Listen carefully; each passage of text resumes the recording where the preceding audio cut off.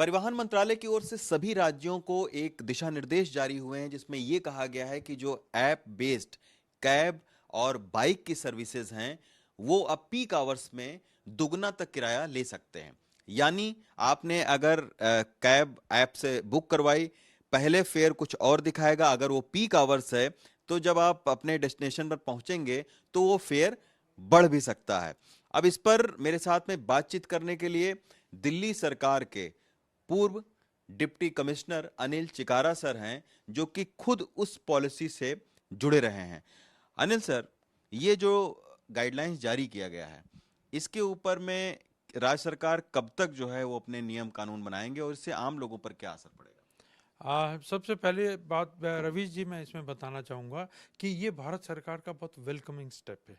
और इसके अंदर जो कैब के अंदर जो आप एग्रीगेटर स्कीम के अंदर अभी तक क्या चल रहा था कि पहले ये लोग एक समान फेयर ले रहे थे जो उनकी कैब मोबाइल में आता था और उस पर चल रहा था सारा। पर पिछले कुछ दिनों में एसटीए ने अपना फेयर तो बढ़ाया नहीं, तो इन लोगों ने कुछ तरह के हिडन चार्जेस शुरू कर दिए थे। और हिडन चार्जेस में इन लोगों ने अल्टीमेटली फेयर एस्केलेशन शुरू कर दिया था। आप बुक करते हैं कैब लेटर से 300 रुपये पे, अब जब वो आप ट्रैवल करके पहुंचेंगे तो वो आपको 400 रुपये दिखाएगा, मतलब ऐप खुद दिखाएगा। तो उस टाइम में हमें लगता था कि भी देयर इज अ चीटिंग। और सबसे बड़ा जो एक हमारा जो सर्विस सेक्टर है, सर्विस सेक्टर में ट्रस्ट वर्दी का होना बहुत ज़रूरी है।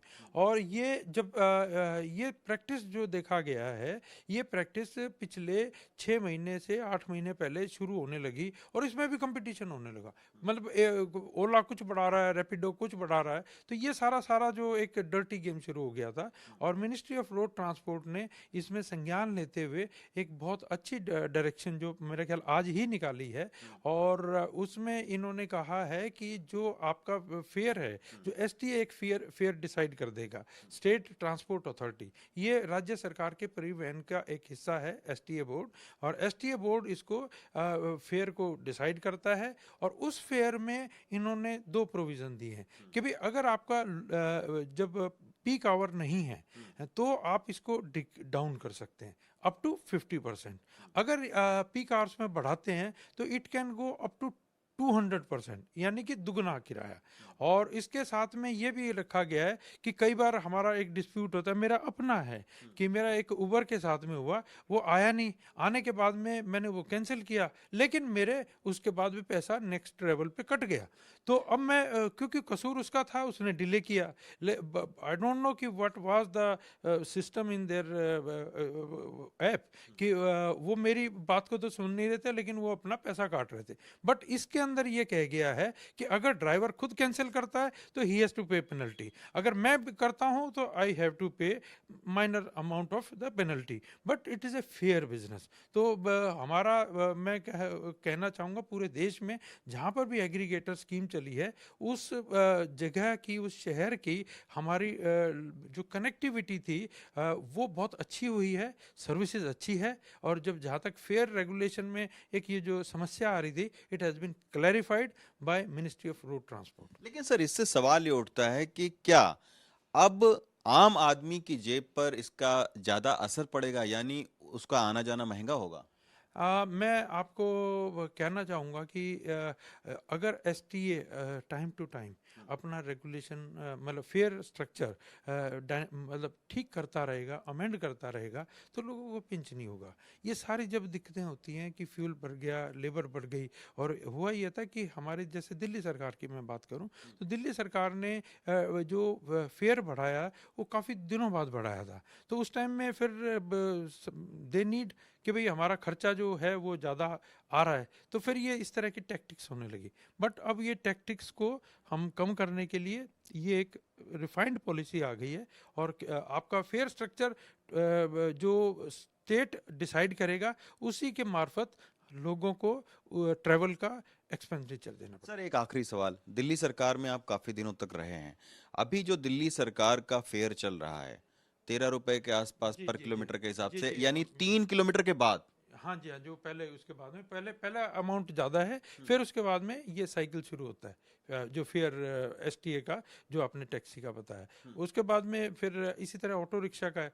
तो ये जो फेयर हैं हमारे, ये जो पहले भी थी सरकारें, तो समय समय पर बढ़ते रहे थे। और जो सरकार और पब्लिक जहाँ पर अच्छी कनेक्टिविटी होती है, तो वो इनका भी ध्यान देते हैं कि जो हमारे ड्राइवर्स हैं या ऑपरेटर्स हैं, उनको भी प्रॉपर कंपनसेशन मिले। सर, बाइक सर्विसेज पर दिल्ली सरकार का भी है क्या? हाँ हाँ, अब उसके बारे में भी एक बहुत अच्छी खबर आई है आज, कि बाइक सर्विसेज को जो रैपिडो ने शुरू की थी, बाइक टैक्सी जैसे बताया था, या पोर्टर एक अच्छी आई है और लोगों को बहुत पसंद आई है। और सबसे अच्छी जो बात है कि आपको कम खर्चे पे आपको एक सर्विसेज मिल जाती है। और इन्होंने जो हमारी प्राइवेट व्हीकल्स को था, तो they have allowed to be used under aggregator scheme. तो ये एक बहुत अच्छा सराहनीय कदम है। मैं एक्चुअली उस नोटिफिकेशन को पढ़ रहा था, तो मैं चाह रहा था कि ये हमारी कार्स के लिए भी हो, क्योंकि प्लानिंग कमीशन ने इस तरह का कहा है कि car should also be used under aggregator scheme.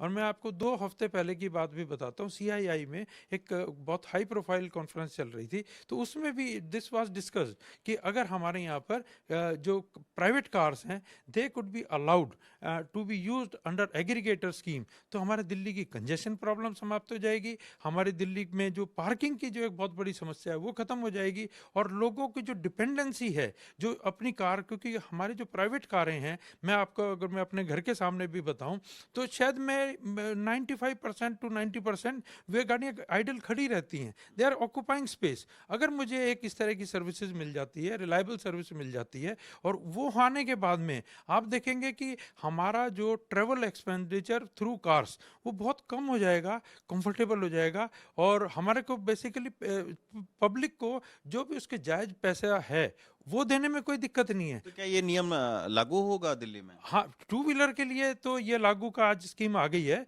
और एसटीए बोर्ड मुझे लगता है कि महीने भर में इसको लागू कर देगा, और दिल्ली के लिए एक बहुत बड़ा तोहफा होगा।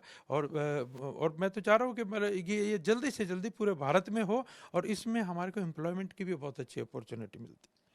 तो ये बड़ी बात कह रहे हैं सर, कह रहे हैं कि अगर प्राइवेट गाड़ियां भी ऐप बेस कंपनियों के साथ में लगकर और फिर सर्विसेज दें लोगों को, तो ये सर्विस सस्ती भी हो सकती है और कारगर भी हो सकती है, इससे प्रदूषण भी कम हो सकता है। दिल्ली से सचिन गुप्ता के साथ रवीश रंजन शुक्ला, एनडीटीवी इंडिया।